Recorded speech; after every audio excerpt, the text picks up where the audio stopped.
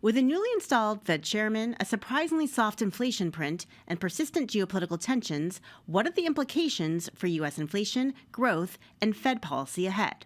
I'm Allison Nathan, and this is Goldman Sachs Exchanges. Here to break it all down is my colleague from Goldman Sachs Research, David Mericle, our chief U.S. economist. David, welcome back to Exchanges. Thanks, Allison. It's been a little bit while since I've had you on the show, David, so thanks for joining. And I just do, for that reason, really want to start wide. So here we are in July. If we think about the many twists and turns that we've had so far this year, maybe just start us out with what about the performance of the U.S. economy has gone just as you expected, and maybe more interestingly, what has surprised you the most? Sure. I don't know that anything's gone just as we expected, but on the surprises, let me give you a good one and a not so good one. On the good side, I would say maybe a big surprise was after we barely created any jobs for the better part of a year, all of a sudden, in the aftermath, somewhat puzzlingly, of a war breaking out and oil prices spiking, job growth has picked up a lot over the course of the last 4 months. The labor market now looks fairly different than it did to us at the beginning of the year. That was something we had been a little bit worried about, and now that concern, at least for now, is kind of taken off the table. On the negative side, I would say the biggest surprise has been that whereas we started the year thinking inflation will get better for the very simple reason that the tariffs are behind us, they will drop out of the year-on-year inflation calculation. We've unfortunately seen that because of the effects of the war and because of the effects of AI demand, which have been amplified in the price statistics by mismeasurement, now it looks like inflation will go more sideways, stay closer to 3% than to 2%. Let's stick with inflation. Of course, that is tremendously in focus. We actually did, though, have a pretty weak inflation print last week. The June CPI came in weaker than expected.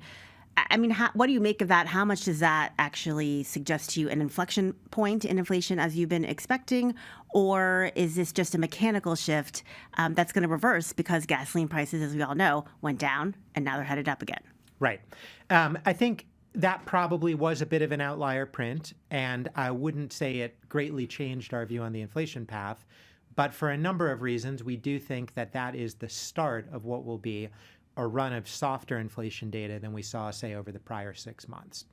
One issue is that the tariff effects now seem pretty negligible on a go-forward monthly basis. Another issue is that while there has been re-escalation recently in the war with Iran and higher oil prices, they are still down quite a bit from those late April, May peaks that we saw. And so it looks there, too, like the biggest effects of the war on prices probably occurred in Q2. And in the third and fourth quarters of this year, the sequential impact should be smaller. And then the third big inflation theme, these mismeasured, exaggerated effects of AI demand in the PCE index, there too, I would say, not entirely behind us, but probably sequentially softer in the coming months than they've been over the course of the last half year. So for all of those reasons, coupled with the fact that the economy itself is not creating an inflation problem, it's these other factors that have kept inflation higher for longer, we think we will see softer monthly inflation going forward. And June, I think, is the start of that, but probably exaggerates the good news a bit. But let me just dig in for one moment there on the re-escalation of the war. You're not concerned about the inflation risks? I think if oil prices stay where they are, then we would continue to expect softer monthly sequential inflation. Absolutely, though, that is the key upside risk to inflation. I would say net of the effects of tariffs, the war, and these AI effects, actually, inflation's been reasonably close to 2% for a while at this point. The CPI, certainly, if you take out even just tariff effects, is running close to 2% on a core basis. These effects on PCE, I would say, are worth a little bit more than a percentage point. So there, too, I would say if it weren't for these factors, we'd be reasonably close to 2%. The one that seems to me like the biggest wild card going forward is absolutely the war. So we do have a Fed meeting next week, very much in focus. It'll be the second meeting for new Fed Chairman Kevin Warsh. And despite this softer inflation data, and at least our expectation that inflation is going to continue to soften for the second half of the year, he has a pretty cautious tone right now, at least in terms of his congressional testimony last week. And then you've seen other members of the Fed coming out what some would characterize as somewhat hawkish relative to expectations. So what should investors make of all of this? Sure. I think the June CPI data and their implications for the PCE inflation numbers probably soft enough to keep the Fed on hold at the July meeting. That much seems pretty clear.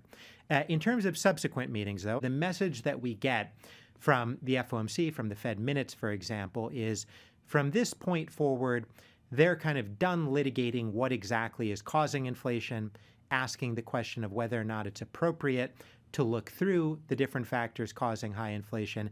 If we continue to see high inflation, many of them feel like at this point we really need to respond to that because this has just gone on for too long. And I think everyone agrees that at some point, in principle, even if this is a long series of one-time supply shocks, it would become dangerous. It would risk making people a little bit too accustomed to high inflation and make it potentially take on a life of its own. So whereas normally you might say, well, tariffs are a one-time price level increase, you're supposed to look through an oil price spike caused by a war, you're probably not supposed to take inflation caused by mismeasurement in one price index at face value.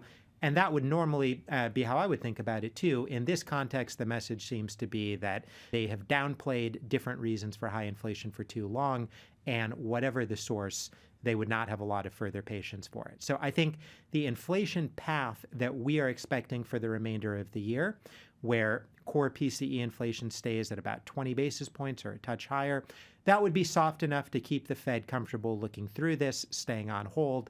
But there's not a lot of margin for error at this point.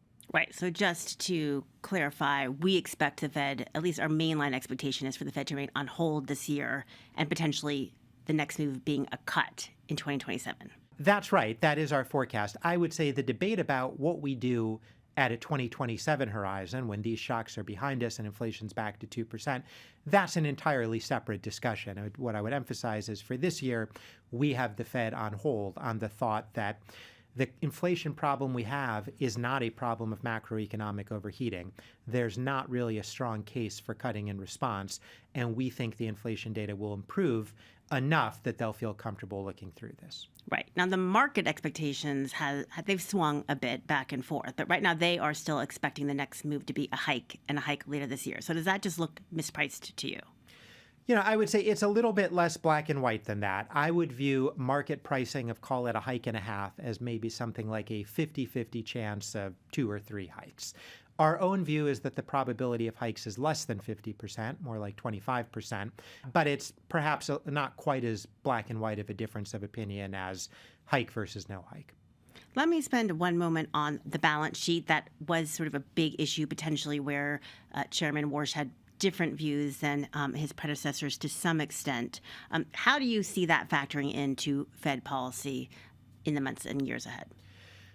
This is one of the questions on which Chairman Warsh has commissioned a task force to take a look. And there are basically 2 issues here. There's the size of the Fed's balance sheet, which is bound up with the ample reserves framework that the Fed uses. But then there's also the composition of the assets that the Fed is holding on its balance sheet. On the first issue, my impression is that there's really no interest within the Federal Reserve for interest in reverting back to the old system of monetary policy implementation. And consequently, I don't think that there's very much room for shrinking the balance sheet. Maybe a little bit of room through regulatory and supervisory changes, but not much. On the other question, though, of what assets the Fed should be holding on its balance sheet, my impression from the minutes is that is one where it's really still more of an open question, and probably people could be talked into supporting either approach. There are 2 arguments here. So one argument is, well, it's not our job to choose the composition of government debt. That's the Treasury's role. And so the Fed should just buy in proportion to what the Treasury issues. The other argument, the other position you could take is, well, the Fed should hold mostly bills in order to match the duration of its assets and liabilities and reduce the volatility of its profits to avoid becoming politicized if, say, Congress took notice of the fact that one year you have profits, the next year maybe you have losses. I think both of those are coherent. I guess I would say it doesn't matter very much because whatever the option the Fed chooses, I would expect the Treasury to adapt to that. And in the end, it wouldn't really have any impact on the composition of the debt that's ultimately available to the public and therefore ultimately on interest rates. So I don't know that it matters a ton, but that's one where I could see them making changes. The other change, though, that seems to be quite in focus that could potentially have a big impact is a change in communication of Fed policy. What are you hearing about that? Sure. I think there are a few issues here. One, of course, is Warsh's kind of long-standing opposition to forward guidance. Now, in the kind of academic discussion of monetary policy, a distinction is drawn, an important one, I think, between forward guidance with commitment, where you say, this is what we're definitely going to do, and you have to stick to that, which nobody at the Fed thinks they ought to be using outside of times when they're constrained by the zero lower bound, versus a softer form of forward guidance where you say, look, this is our best forecast for the economy, and that would have implications for monetary policy. I think as soon as you start talking about your view on the economy, whether you're more worried about risk to inflation or more worried about risk to employment, you hint at some lean for monetary policy, for whether you're more likely to raise or lower the funds rate. And as soon as you start talking about your best guess of the neutral rate, you convey to markets an impression of where you're trying to get to in the long run. So some level of soft, non-committal forward guidance, I think, is inevitable if you talk about your impressions of the economy. What seems to be up for grabs is to what degree the committee, the FOMC as a committee, should be giving forward guidance. Maybe participants say, I'm more nervous about inflation, and we all infer from that that participant is more likely to support rate hikes than rate cuts. But should the FOMC be giving forward guidance? Now, of course, they've taken that out of the FOMC statement, that kind of soft forward guidance that suggested that going lower is more likely than going higher because they think we're above the neutral rate. One thing that they could do that I don't think would bother people on the FOMC too much is to adopt former Vice Chairman Don Cohn's proposal that they stop publishing the medians in the SEP, the median projections. Now, of course, most investors and your Bloomberg terminal would probably go on publishing the median for us, even if the Fed doesn't tell us what the median is. But at least some people argue that way it wouldn't seem like the committee as a committee is giving its blessing to a particular forecast and a particular monetary policy path. So I would view that as a relatively minor change. I don't know that that would have major implications for investors, but that's something I could see them changing. Dispensing with the summary of economic projections entirely would seem to me, and I think to most FOMC participants, like a big step away from monetary policy transparency. And I would be surprised if there was comfort taking a step away from transparency. Right. And that is the market concern, right? Because if markets don't have any indication or guidance of what they think the Fed might do, it's much more vulnerable to surprises, and that can create a lot of volatility. I think that's right. If you leave it to the market to kind of form its own story, it might infer too much from policy moves, might run ahead of what the Fed intends to convey. And as long as we're in an environment where the Fed's not moving in either direction, that's probably not a huge deal. But at a meeting where they were to make a policy change, especially a rate hike, without giving us any sense of how they're thinking about the economy, let alone appropriate monetary policy, I think there is a risk that markets could move more than they might want. And perhaps we saw a little bit of that at Warsh's first meeting, the June meeting. Right. Already, hopefully not a sign of what's more to come, but we'll see. Let me go back, David, to what you started with. One of the surprises that I want to unpack a little bit more, which is this resilience in the labor market. We haven't really talked about growth at all in that context.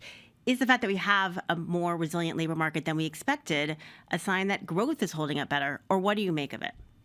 I think both are true. I don't know what exactly to make of job growth abruptly picking up over the last several months at a seemingly pretty unlikely time. I mean, historically, what we found is that when oil prices go up, usually employment tends to decline in discretionary spending sectors. The thinking being that if I'm spending more on my tank of gasoline, I'm spending less at a restaurant, and so restaurants hire, say, fewer waiters.